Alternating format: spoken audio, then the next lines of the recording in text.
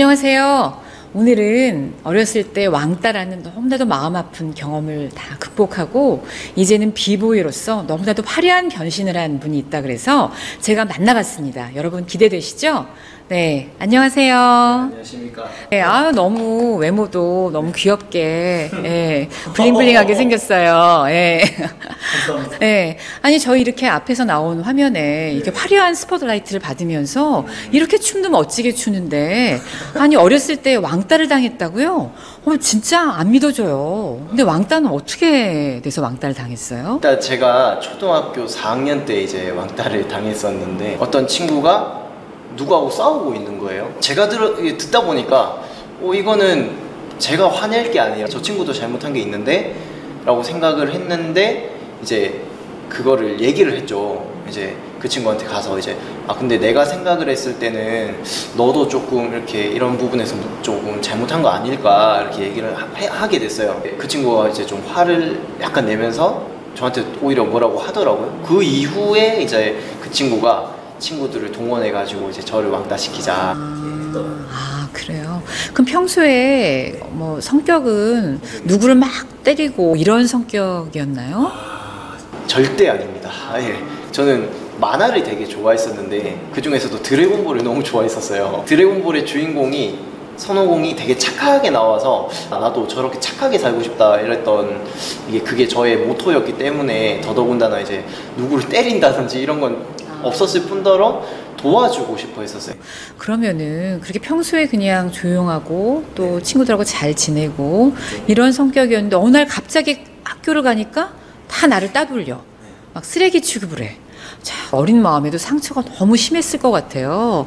그때 기분이 어땠어요? 진짜 말 그대로 삶을 왜 사는지 몰랐었죠. 쉽게 얘기해서 어느 날 갑자기 이제 학교를 갔는데 어제까지만 해도 괜찮았던 친구들이었는데 오늘은 저를 약간 오물 보듯이 약간 대하더라고요. 쓰레기를 보듯이 진짜로. 그런 모습을 보면서 이제 굉장히 충격을 먹고 나중에는 이제 왜 사는지를 모르겠다고 해야 되나? 그러니까 다들 저를 미워하는 거예요. 제가 뭐 어떤 친구를 때렸다? 아니면 못된 짓을 했다? 그래서 저를 미워하는 거라면은 사실 이게 내가 나쁜 짓을 해서 받는 거구나 라고 생각할 수 있는데 제가 딱히 이렇게 나쁜 짓을 한 게 없는데도 모든 사람이 저를 싫어하니까 나는 원래 미움을 받기 위해서 태어난 건가? 아니면은 내가 왜 이런 고통을 받고 있나? 왜 내가 살고 있을까? 이런 생각이 자꾸 들더라고요. 내가 죽어도 슬퍼할 사람이 있을까 과연?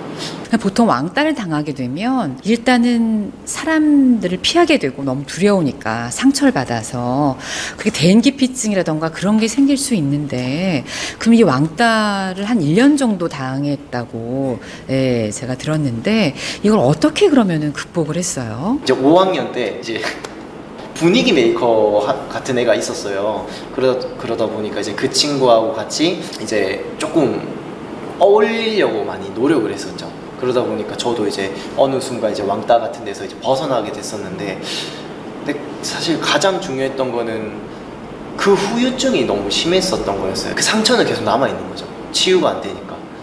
그러면은 춤은 어떻게 좋아하게 됐어요? 주변에 누구 춤을 좋아하는 사람이 롤 모델 이런 사람이 혹시 있었어요? 초등학교 5학년 수련회 때 우연찮게 이제 그러니까 장기자랑을 하니까 이제 장기자랑을 갔는데 그때 막 뭐 춤 잘 추는 애들도 나오고 뭐 노래하는 애들도 나오고 다 했는데 그래서 그날 이후로 이제 무대에 서고 싶다라는 간절함이 너무 이제 생기면서 꿈이 생긴 거예요. 그래서 무대에 서고 싶다. 나도 특별한 사람이 되고 싶다. 왕따를 당한 게 있으니까 생겼는데 이제 그때 가장 먼저 생각났던 게 춤이었죠. 그러다가 중학교 1학년 때 우연찮게 이제 친구들이 비보이를 하는 걸 보게 된 거예요. 그래서 그때 이제 처음 보고 이거다 이렇게 하면서 시작하게 된 거죠. 네. 그러면 이제 왕따를 벗어나서 정말 그 무대에 서고 싶은 그런 꿈을 이제 비보이를 통해서 이제 조금씩 이뤄가고 시작하게 된 거네요.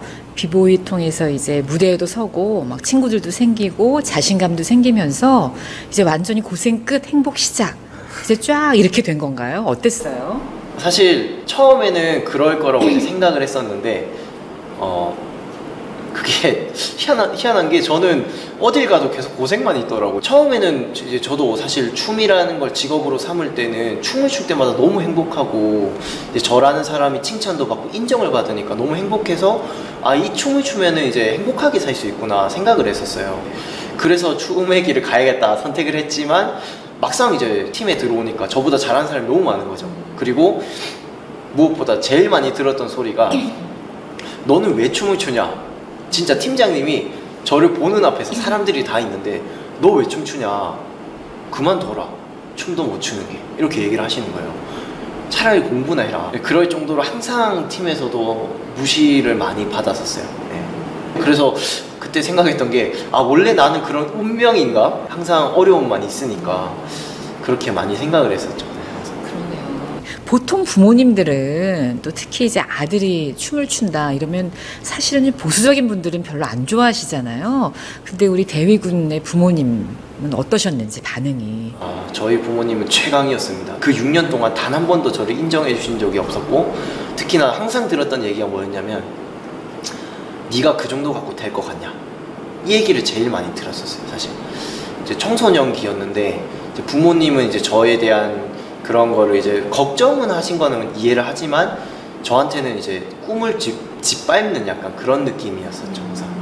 그래서 많이 또 더 서글펐던 것 같아요. 그러네요. 가장 칭찬해주고 가장 인정해줘야 될 사람이 부모님인데 가장 또 꿈을 짓밟고 네. 네가 뭘 잘한다고 참 많이 힘든 시기가 있었겠어요. 그런데 그러던 부모님이 드디어 6년 만에 이제 공연에 처음으로 이제 오시게 됐다는 그런 네. 이야기도 들었거든요. 그때 얘기가 또 궁금해요. 그때는 진짜 너무 긴장이 됐었어요. 아무래도 가장 인정받고 싶었던 분이 부모님이었는데 부모님이 6년 만에 처음 보러 오시는 거였으니까 어떻게 보면 세상에서 제일 중요한 공연이었죠. 진짜로 이제 처음으로 부모님께 이렇게 보여드리는 공연인데 실수를 하거나 만약에 못하게 되면은 부모님이 이제 진짜 평생 동안 인정을 안 해주실 것 같더라고요.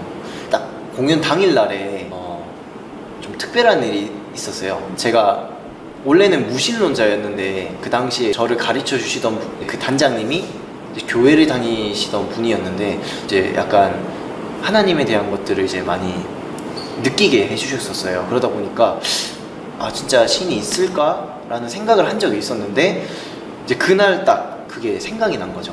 그날 처음 이제 왔을 때 리허설을 해야 되니까 몸도 풀고 했는데 컨디션이 너무 안 좋은 거예요. 이상하게 그날따라.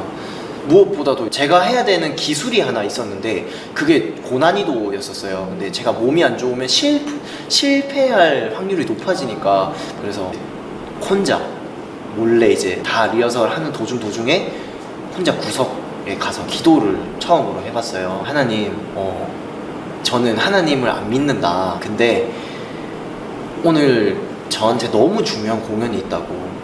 나한테 있어서 춤이란 존재는 진짜 나의 인생이라고도 할 수 있는, 어떻게 보면 내 목숨보다 더 소중한 게 나의 춤이었는데 그런 춤을 단 한 명도 인정해 주지 않았다. 특히나 부모님조차도 그걸 인정해 주지 않았는데 오늘 처음으로 부모님이 보러 오신다.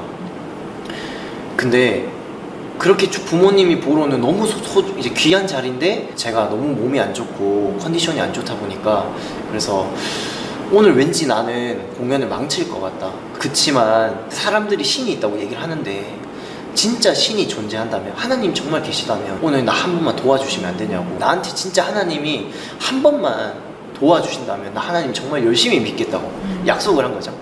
그 다음에 공연 시작하고 나서 과연 어떻게 됐어요?